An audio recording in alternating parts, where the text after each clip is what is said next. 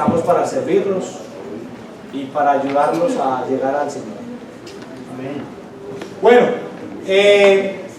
hoy terminaremos de estudiar el capítulo 20 del Evangelio de Lucas. Recuerden que estamos predicando el Evangelio del Salvador. Y en lo que veremos, hoy termina este ciclo de preguntas tramposas a Jesús. Y empieza el Calvario o Via Crucis, al cual se tenía que enfrentar nuestro Señor, para cumplir así con la voluntad de Dios, que era ir a la cruz por todos nosotros los pecadores. Hoy cerramos el ciclo del capítulo 19 al capítulo 20, que es lo que estuvimos predicando los 4 domingos atrás, de las trampas, de las preguntas a Jesús. Hoy termina ese ciclo. Termina en el 21 del 1 al 4. Y ya después viene Jesús con el tema de las señales del fin del mundo, o del fin de los tiempos. El título del sermón de hoy se llama ¿De quién es hijo el Cristo? Para los que toman apuntes, ¿de quién es hijo el Cristo? Ese es el título del sermón. El pasaje que vamos a usar es Lucas 20, del 41 al 47, y luego vamos a pasar a Lucas 21, del 1 al 4. Vamos a Lucas 20, del 41 al 47. La versión que voy a usar es NBI, otros tendrán NTV, Dios habla hoy, Reina Valera, en fin. Y dice la Biblia: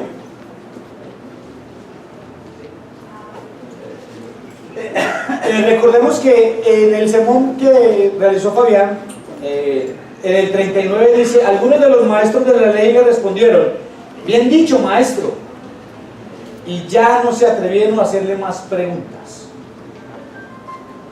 Versículo 41. Pero Jesús les preguntó: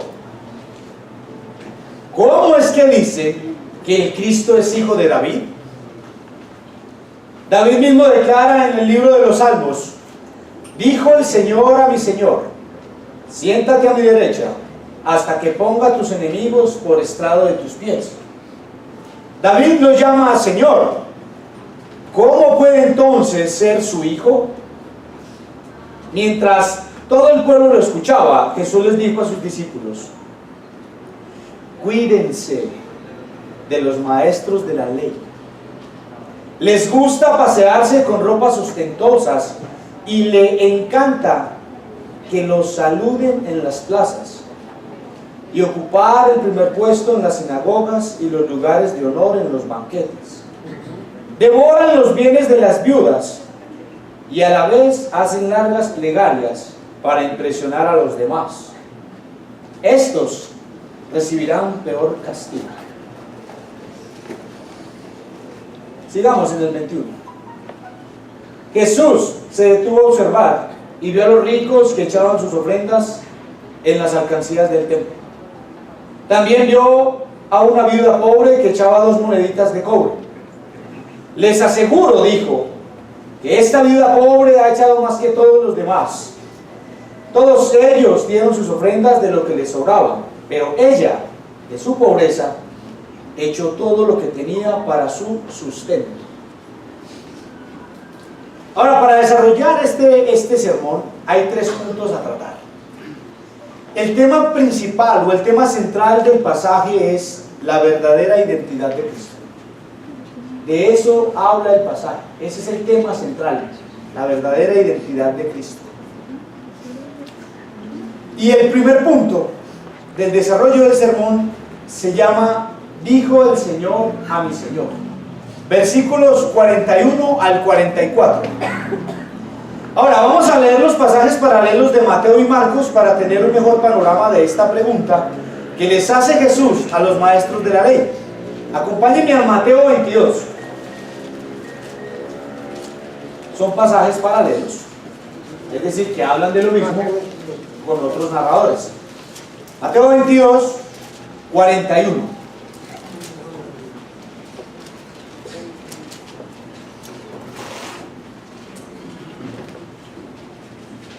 Dice, mientras estaban reunidos los fariseos, Jesús les preguntó, ¿qué piensan ustedes acerca del Cristo? ¿De quién es hijo? De David, le respondieron ellos. Entonces, ¿cómo es que David, hablando por el Espíritu, lo llama Señor? Él afirma, dijo el Señor a mi Señor, siéntate a mi derecha hasta que ponga a tus enemigos debajo de tus pies. Si David lo llama Señor, ¿cómo puede entonces ser su hijo? Nadie pudo responderle ni una sola palabra, y desde ese día ninguno se atrevía a hacerle más preguntas. Solo habla del pasaje mesiánico que cita Jesús en su conversación con los maestros de la ley. Solo trata ese pedacito. Ahora vamos a ver qué dice Marcos. Vamos a Marcos. Marcos 12. Está atrás de Lucas. Marcos 12, en el versículo 35. Dice la Biblia. Versículo 35. Mientras enseñaban en el templo, Jesús les propuso, ¿cómo es que los maestros de la ley dicen que el Cristo es hijo de David? David mismo, hablando por el Espíritu Santo, declaró, dijo el Señor a mi Señor, siéntate a mi derecha hasta que ponga a tus enemigos debajo de tus pies. David mismo lo llama Señor. ¿Cómo puede ser su hijo? La muchedumbre lo escuchaba con agrado. Como parte de su enseñanza, Jesús decía, tengan cuidado de los maestros de la ley. Les gusta pasearse con ropas ostentosas y que los saluden en las plazas, ocupar los primeros asientos en las sinagogas y los lugares de honor en los banquetes. Se apoderan de los bienes de las viudas y a la vez hacen largas plegarias para impresionar a los demás. Estos recibirán peor castigo. Y si nos fijamos, es muy parecido a lo que Lucas relata en su evangelio. Ahora, recordemos que Lucas pasó tiempo con Pedro y Marcos recopilando información importante para relatar el evangelio de Lucas. Entonces, por eso es muy parecido Marcos y Lucas, porque lo escuchó de labios de los más implicados allí. En este ciclo de preguntas por las cuales pasó Jesús, fue evidente en los maestros de la ley ver cómo terminó su corazón con las respuestas del Señor. ¿Recuerdan cómo quedaban ellos? Ahora, en estos versículos, Jesús lanza una pregunta que tal vez ellos no se esperaban. Ahora la pregunta era para ellos. Y pasaron de interrogadores a interrogados. Y la respuesta a la pregunta que Jesús les hizo es que Jesús es hijo de David. El intento de las autoridades religiosas judías por desacreditarlo había sido totalmente fallido. Y en consecuencia ya ninguno quería hacerle más preguntas. Estos hombres estaban más frustrados. Trataron de intimidar a Jesús con muchas preguntas. Para los que nos visitan por primera vez, en los sermones anteriores, esto estaba ocurriendo. Querían atrapar a Jesús en algo que dijera mal para hacerlo arrestar y para, inclusive, pues, para matarlo. Pero siempre quedaron atónitos con las respuestas de Jesús.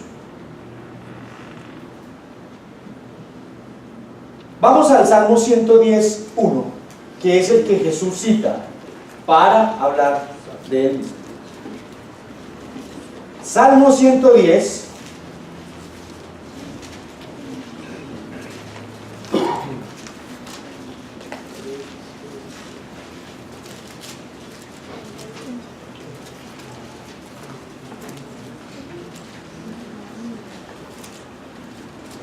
Salmo 110, versículo 1.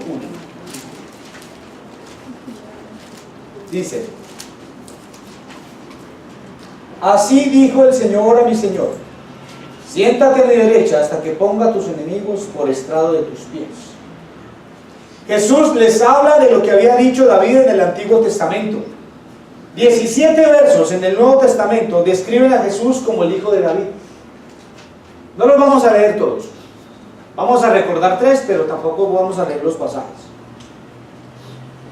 Pero surge la pregunta, ¿cómo podría ser Jesús el hijo de David si David vivió aproximadamente 1000 años antes que Jesús?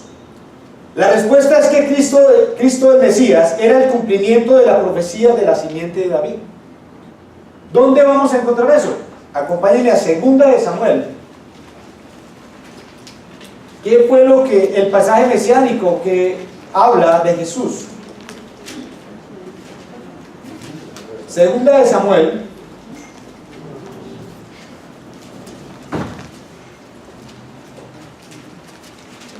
siete 12.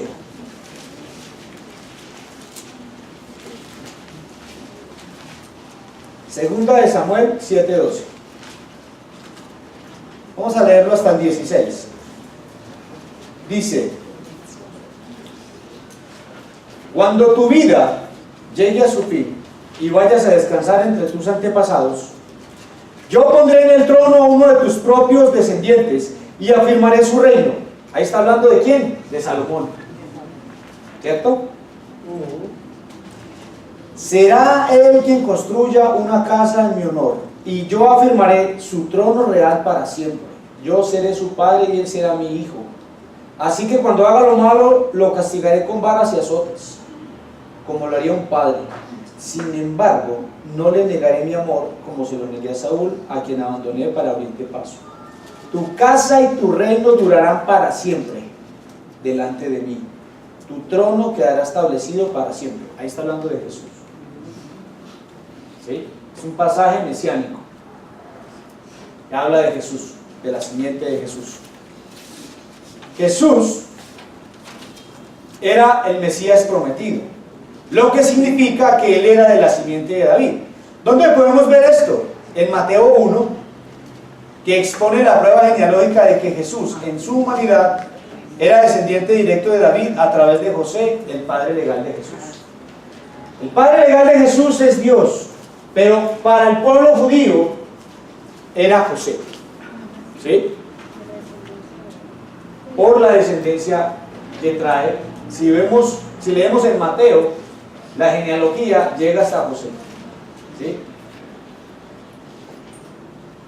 Pero principalmente cuando se refieren a Cristo como el hijo de David, es porque se hace referencia a su título mesiánico de acuerdo a lo que se profetizó de él en el Antiguo Testamento.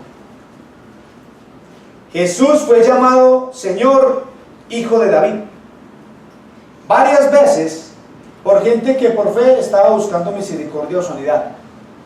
¿En dónde vemos esto? Por ejemplo, la mujer cuya hija estaba siendo atormentada por un demonio, en Mateo 15:22. ¿Se acuerdan que ella decía, Jesús, hijo de David? ¿Recuerdan? Los dos hombres ciegos junto al camino, que también le gritaban, Jesús, hijo de David, ten compasión de nosotros. Solo vemos en Mateo 20:30. Y Bartimeo el ciego, Marcos 10:47. Todos clamaban al hijo de David en busca de ayuda. Los títulos de honor que le daban a Jesús declaraban su fe en él. Al llamarle Señor, expresaban el sentido de su deidad, de su dominio y de su poder. Y al llamarlo Hijo de David, ellos estaban declarando que él era el Mesías. Los fariseos también entendían lo que esto significaba cuando escuchaban a la gente llamar Hijo de David a Jesús. Pero a diferencia de aquellos que lo proclamaban en fe, ellos estaban tan cegados por su propio orgullo y falta de entendimiento de las Escrituras que no pudieron ver lo que los mendigos ciegos pudieron ver. Que ahí estaba el Mesías, por el que supuestamente ellos habían estado esperando toda su vida. Ellos odiaban a Jesús porque él no les rendía el honor que ellos pensaban que merecían. Así que cuando oyeron a la gente aclamar a Jesús como el Salvador, se enfurecieron. Evidencia de esto está en Mateo 21:15.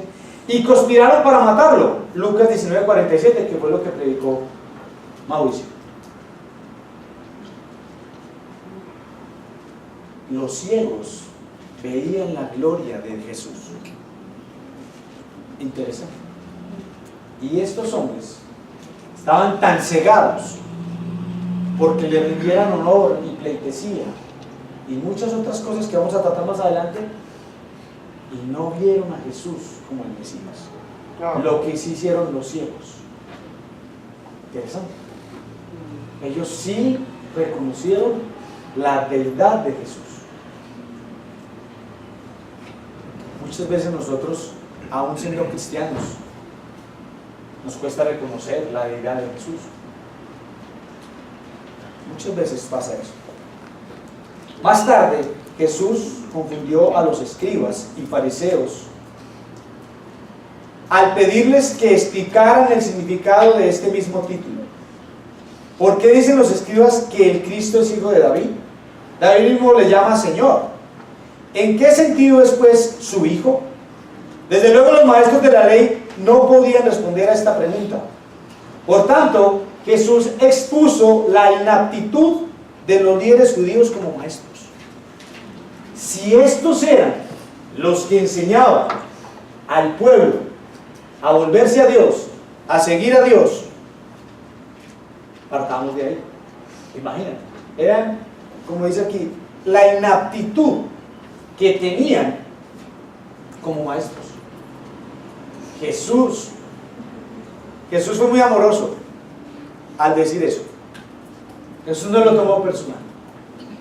Jesús simplemente lo dijo, y como dicen por ahí, al que le caiga el guante, que se lo ponga.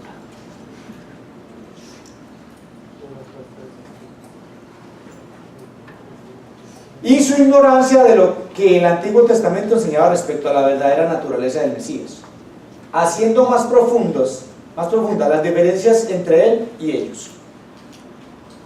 Jesús no necesitaba ropas largas, Jesús no necesitaba, como decimos coloquialmente en esta tierra, chicanearle a nadie para demostrar lo que él era. Jesús lo hacía con los hechos.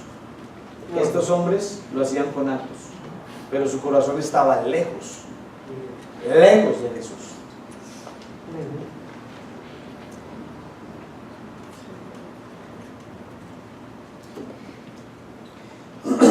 Ahora,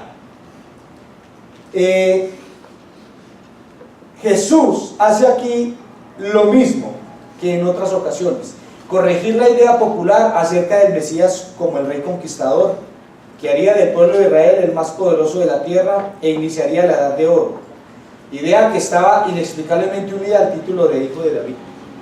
Recuerden que los judíos estaban esperando un Mesías, pero no era el Mesías como la Biblia lo muestra. Ellos esperaban a otro. Ellos pensaban que iba a llegar al estilo Hollywood, ¿no? En un caballo, con una espada, matando a todos los romanos para que los sacara de ahí, del flagelo al que estaba sometido el pueblo de Israel, que los iba a defender, que los iba a salvar, que los iba a rescatar físicamente, que les iba a quitar el sufrimiento. Pero gracias a Dios no fue así. Jesús viene a salvar lo que se había perdido.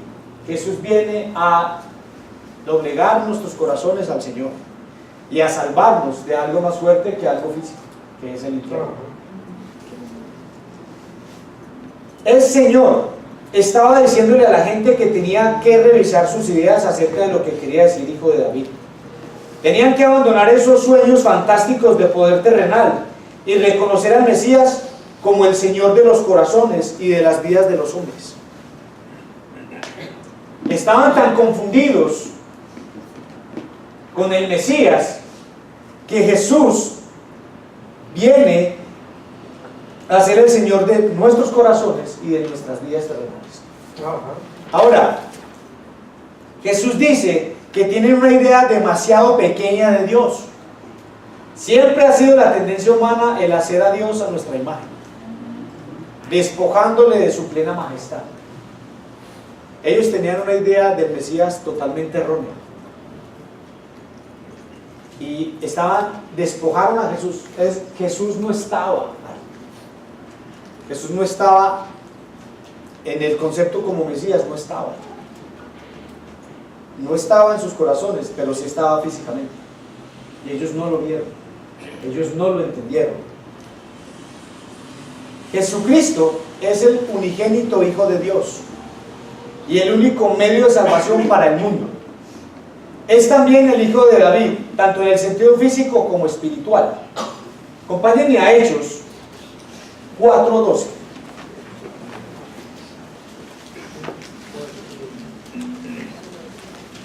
Hechos 4:12.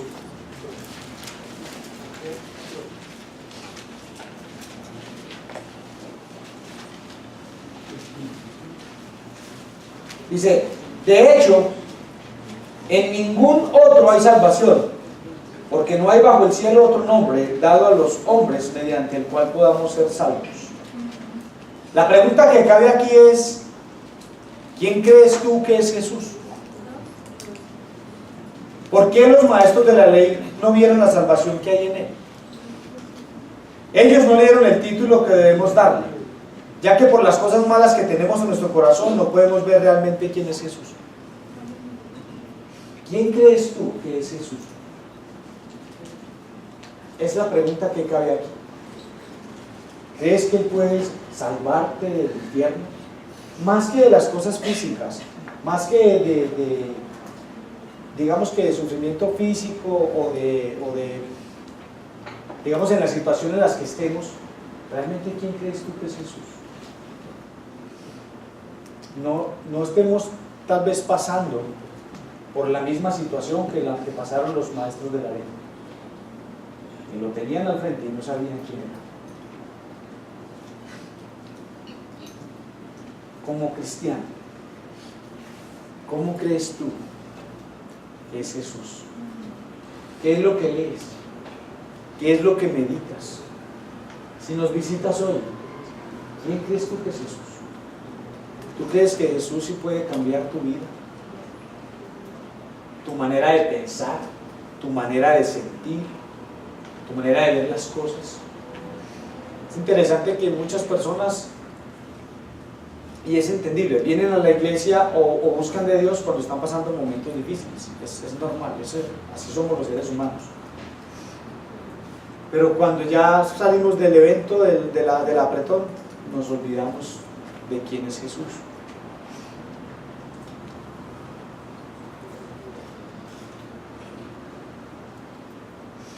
Y esto me lleva al segundo punto. El amor a la gloria humana. Vamos a ver por qué estos hombres amaban tanto la gloria humana y no le daban la gloria a Dios.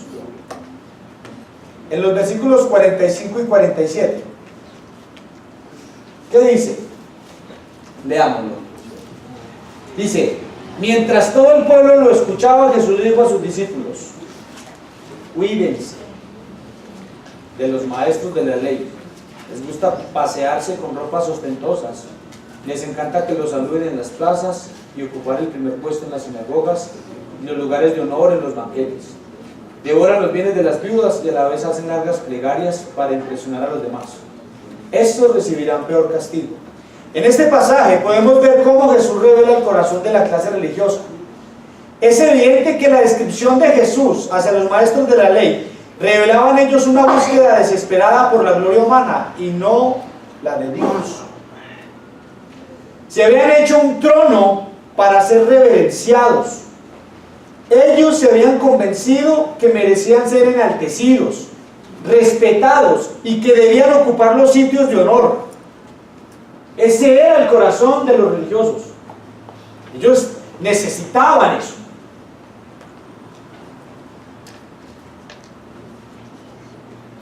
Ahora, podemos ver una evolución dañina en sus corazones. Ellos pensaban que con oraciones largas Dios los iba a escuchar después de haber despojado a las viudas de sus pertenencias o de lo poco que tenían. En pocas palabras, estaban robando a las viudas. Y luego se iban a hacer oraciones largas para aparentar ser muy sabios, ser muy maestros de la ley, ser el rabí. Oh maestro, rabí, buen día.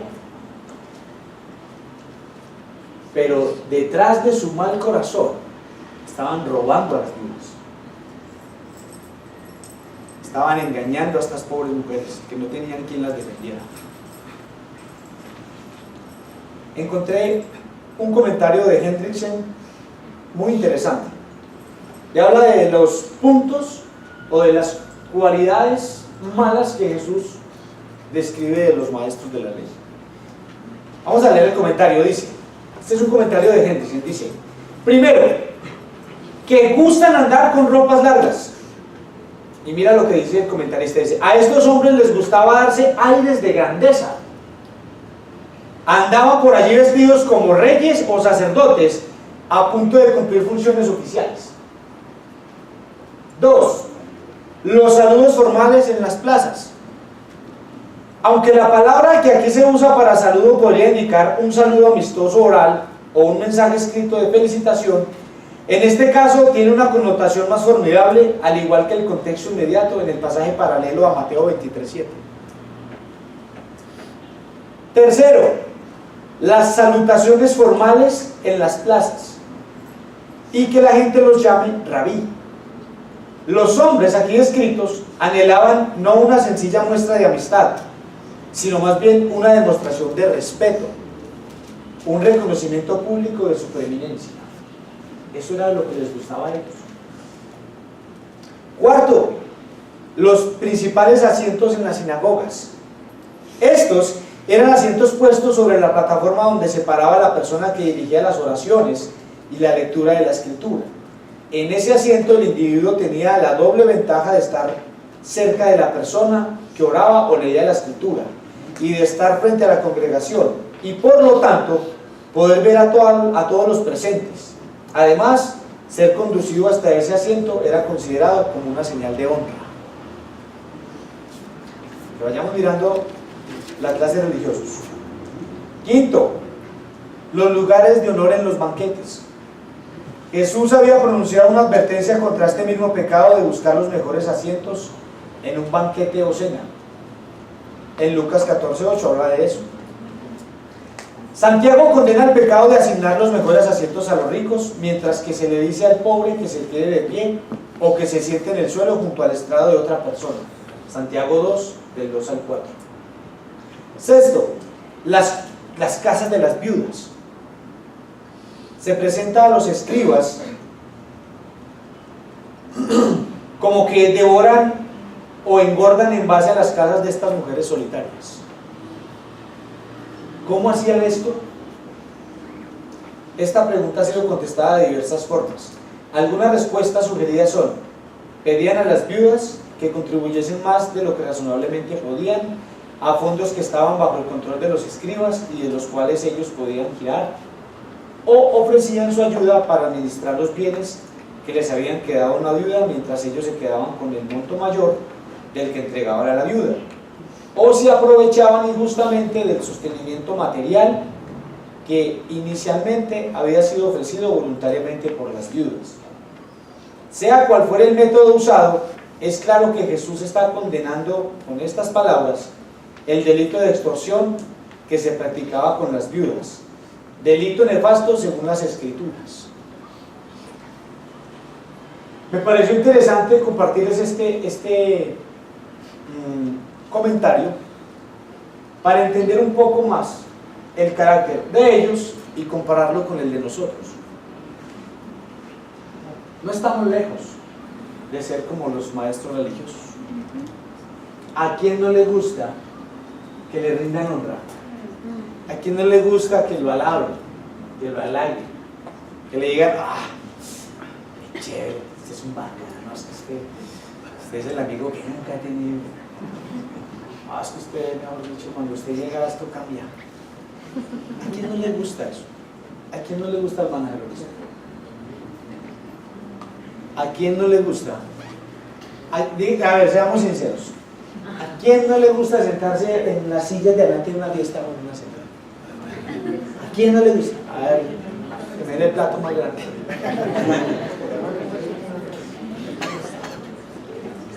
¿A quién no le gusta vestirse bien? Y no caminar sino levitar. Porque esos hombres, yo me imagino cómo caminaban. Sacando pecho, metiendo la barriga.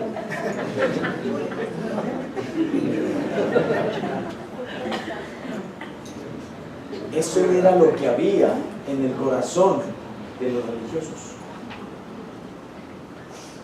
Por eso digo que no estamos lejos de ser como ellos.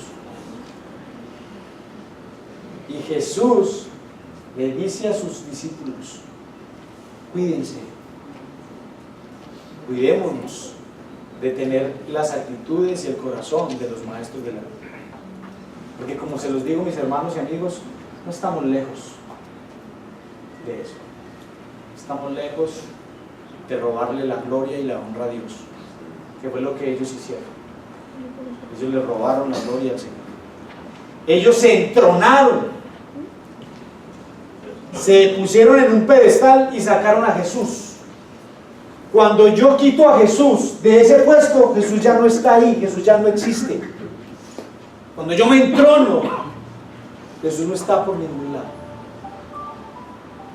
Y ellos se entronaron en eso, en que le rindieran honra y pleitesía, en que los saludaran amablemente. Ojo, porque a veces nos podemos entronar en muchas cosas y no nos damos cuenta, como les pasó a ellos. Ellos ni se dieron cuenta quién estaba al lado.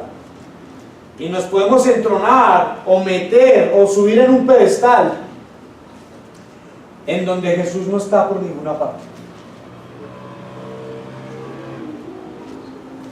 Tenemos que tener cuidado con eso, mis hermanos, porque yo me puedo entronar en mi pecado y verlo de una manera normal, natural. Y puedo ir a la iglesia y decir, y engañarme, porque ellos engañaron, decir que todo está bien. Y no veo el pecado grave, y puedo entronarme en algo del cual tal vez pueda ser difícil salir. Mira lo que dice Juan 12:37.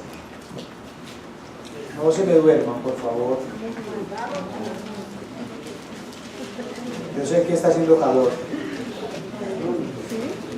Juan 12, versículo 37. No sé si el aire está prendido. ¿Sí? Juan 12, 37. Dice: a pesar de haber hecho Jesús todas estas señales en presencia de ellos, todavía no creían en Él. Así se cumplió lo dicho por el profeta Isaías: Señor, ¿quién ha creído a nuestro mensaje y a quién se le ha revelado el poder del Señor?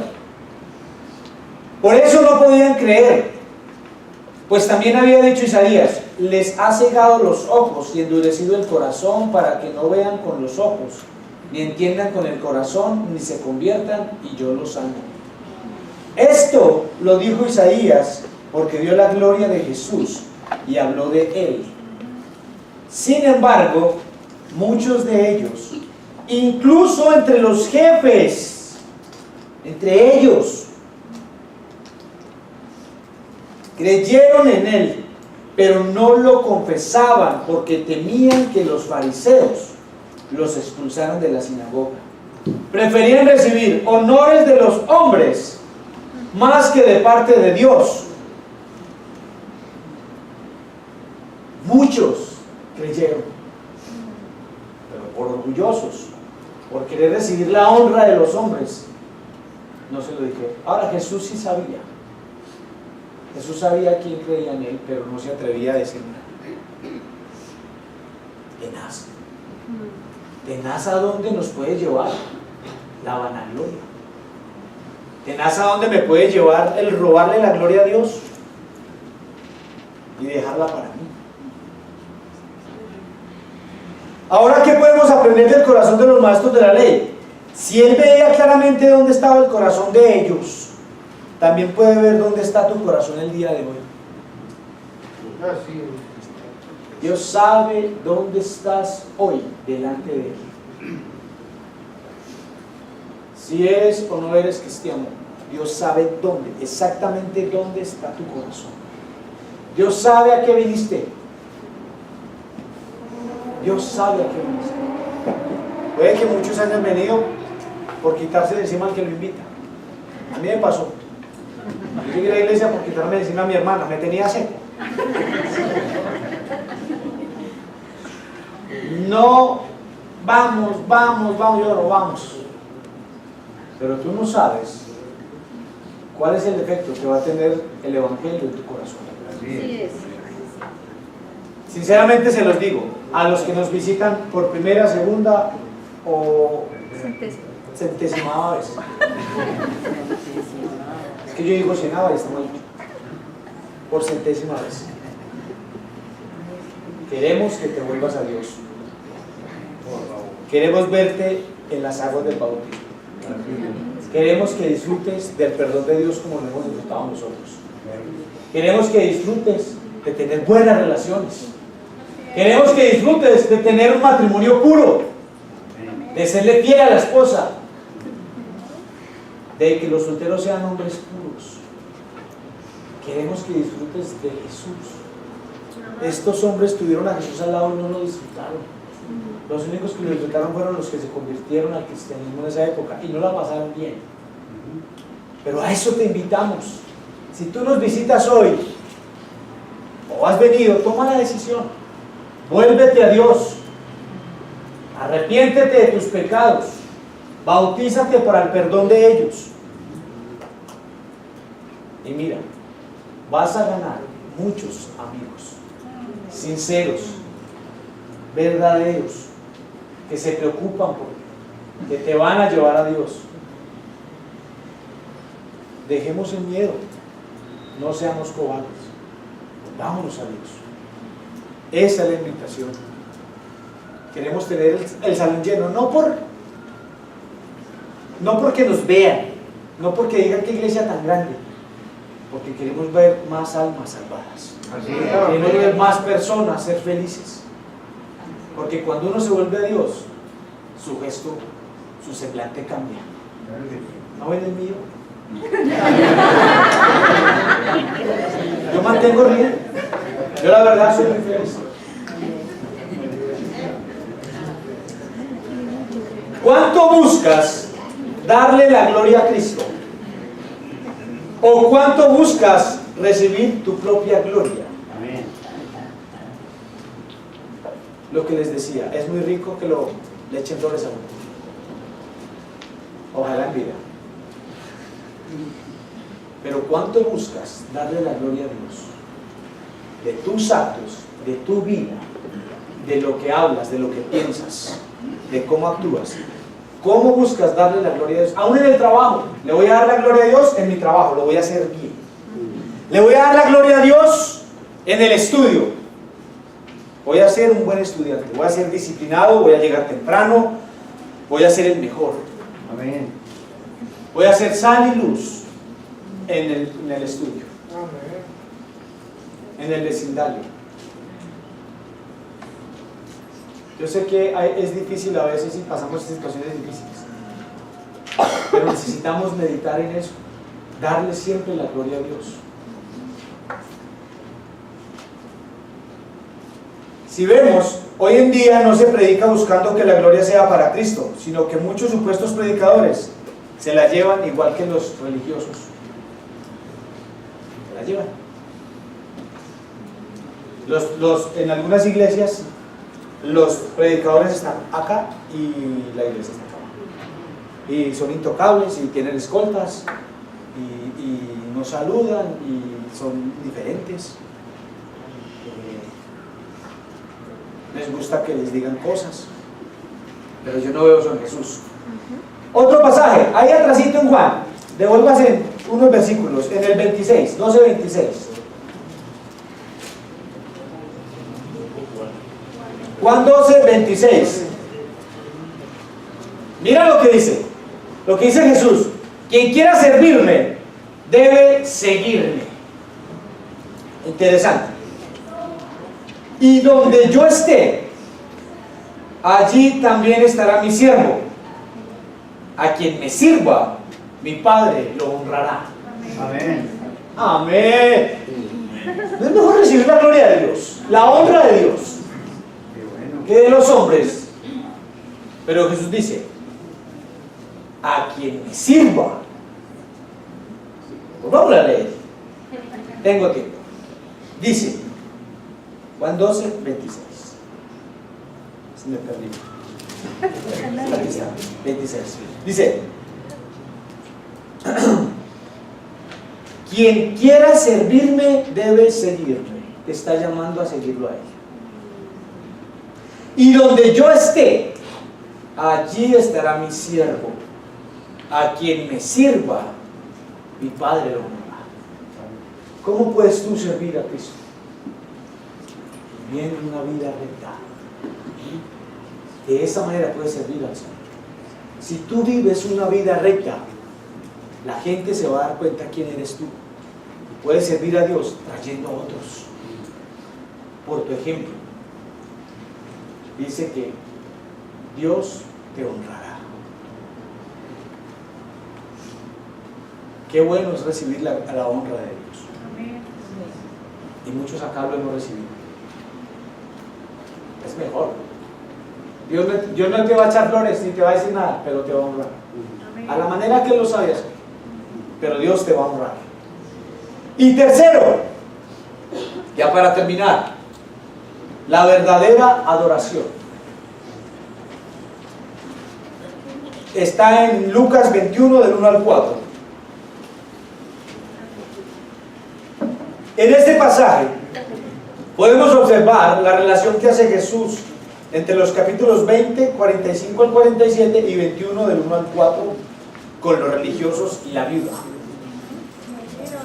En el atrio de las mujeres del templo había 13 grandes cepillos que se llamaban las trompetas. Todos conocen una trompeta, ¿cierto? O todos conocen los floreros esos que son delgaditos de cuello y abajo tienen una barriguita. Era muy parecido, así eran los, digamos, los monederos, pues, donde echaban las ofrendas. O las trompetas, como los llaman acá, dice. Por la forma que tenían, con la parte estrecha para arriba y lo más ancho para abajo. Cada cepillo, ojo, recogía las ofrendas para un fin determinado. Habían 13 cepillos o 13 trompetas, pues, vamos a llamarlos así. Y cada uno, digamos que aquí teníamos las 13 cajas o trompetillas, pues, y cada una era para algo. Una era para los holocaustos, otra era para el incienso, otra era para, como dice aquí, para la conservación de los utensilios de oro, para limpiarlos, para brillarlos, para la madera, para todo lo demás. Entonces, cada quien iba y daba su ofrenda. Voy a hacer un holocausto.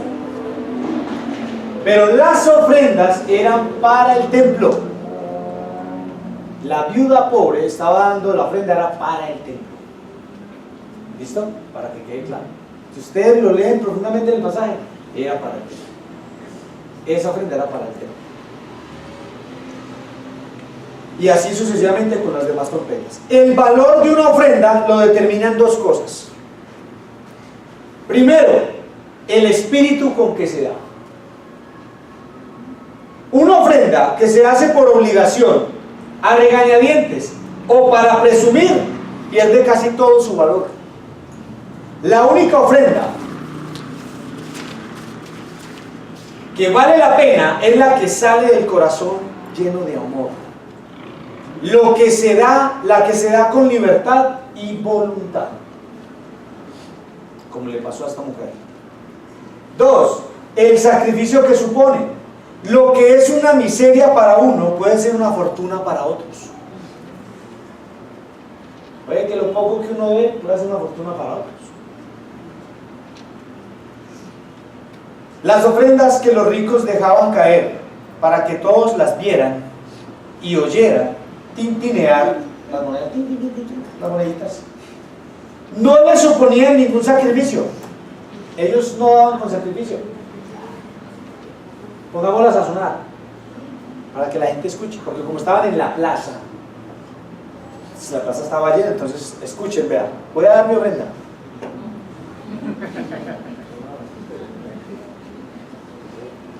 Pero las dos blancas, o las monedas de la viuda, eran todo lo que tenía.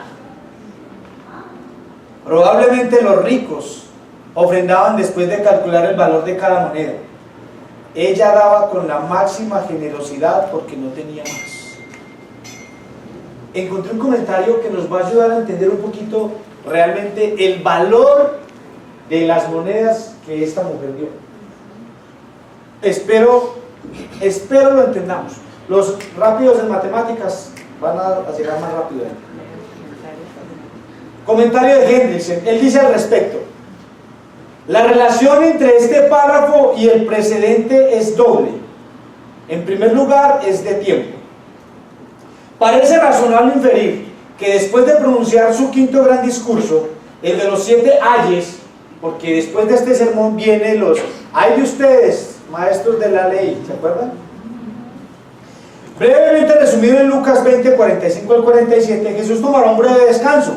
Fue durante ese descanso que, morando desde la banca en que probablemente estaba sentado, vio que los ricos echaban sus ofrendas en el arca de las ofrendas del templo. Es claro, pues, que debemos suponer que Jesús estuviera sentado en algún lugar en el patio de las mujeres, con sus 13 cofres en forma de trompeta, puestos para recibir donativos y ofrendas.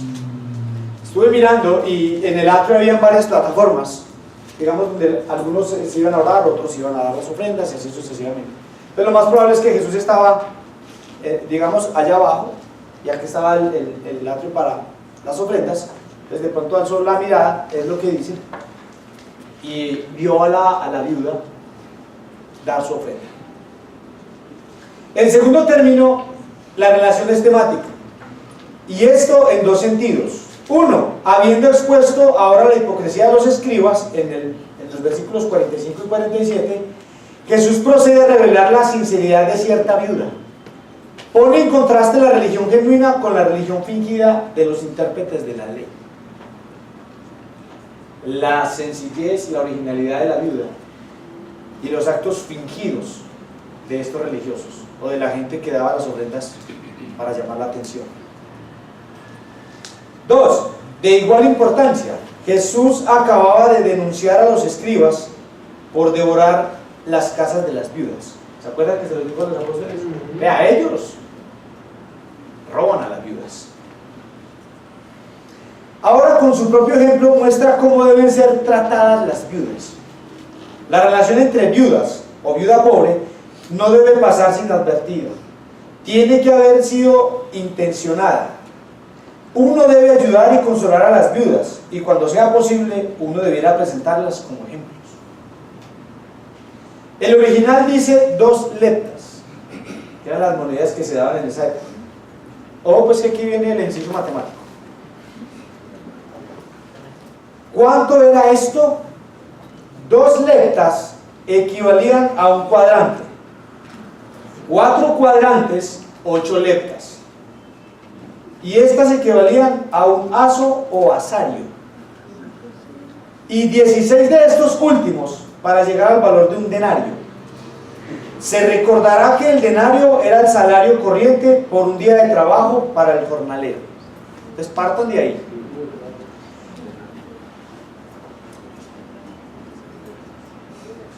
Eso está en Mateo 29:10. Así, si se estima que un denario equivale a 16 centavos de dólar, ojo pues, americano, un asario equivaldría a 1 centavo y equivaldrían a 1/4 de centavo de dólar. Sin embargo, no podemos sacar la cuenta de esa forma porque el poder de compra del dinero cambia constantemente y varía de país en país. Todo lo que podemos decir en forma segura, por lo tanto, es que según las normas humanas, la contribución de la viuda no fue muy importante. Sin embargo, es mucho más importante el valor que Jesús atribuyó a esa ofrenda. Si Judas hubiera visto a esta viuda echar estas monedas, le hubiera dicho tal vez, mejor no hubiera dado nada. Como dice Pocho. No hubiera dado nada. Pocho y yo sabemos de qué estamos hablando. Mejor no hubiera dado nada. O sea, es que, sinceramente, de acuerdo a esto, las las 2 monedas que tenía la viuda. Para, digamos, para el mundo no es nada, pero para Jesús fue de un valor impresionante, porque era lo único que esta mujer tenía.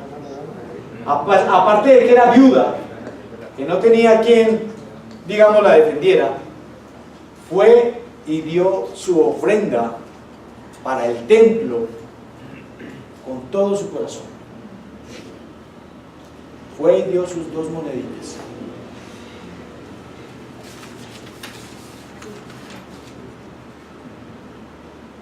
¿Qué le das a Dios? ¿Con qué sacrificio le das a Dios? ¿Ve Dios tu ofrenda como la de la Biblia o como la de los ricos? ¿Cómo es tu ofrenda? No tiene que ser dinero. ¿Con qué corazón ayudas a otros? Eso es una forma de ofrendar. A regañadientes, porque toca, porque me vean, para que no me digan nada. Realmente voy a darle todo mi corazón esta ofrenda al Señor. Dios no necesita tu plata, ni la mía ni la de nadie. Dios no necesita nada. Nuestros hermanos y amigos necesitan. Por eso recogemos una ofrenda, para ayudarnos unos a otros. No para enriquecer al pastor. Gracias a Dios, que es un hombre muy recto. Mira lo que dice 2 Corintios 8. Ya vamos a terminar. 2 Corintios 8, 7 al 12.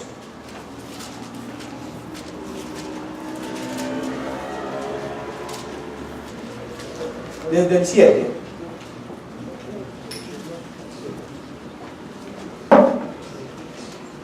Ocho, 7 al 12 dice: pero ustedes, así como sobresalen en todo, aquí está Pablo hablando, en fe, en palabras, en conocimiento, en dedicación y en su amor hacia nosotros, procuren también sobresalir en esta gracia de dar. No es que esté dándoles órdenes, sino que quiero probar la sinceridad de su amor en comparación con la dedicación de los demás. Ya conocen la gracia de nuestro Señor Jesucristo, que aunque era rico, por causa de ustedes se hizo pobre, para que mediante su pobreza ustedes llegaran a ser ricos. Aquí va mi consejo sobre lo que les conviene en este asunto. El año pasado ustedes fueron los primeros no solo en dar, sino también en querer hacerlo. Lleven ahora a feliz término la obra, para que según sus posibilidades cumplan con lo que de buena gana propusieron. Porque si uno lo hace de buena voluntad, lo que da es bien recibido según lo que tiene, y no según lo que no tiene.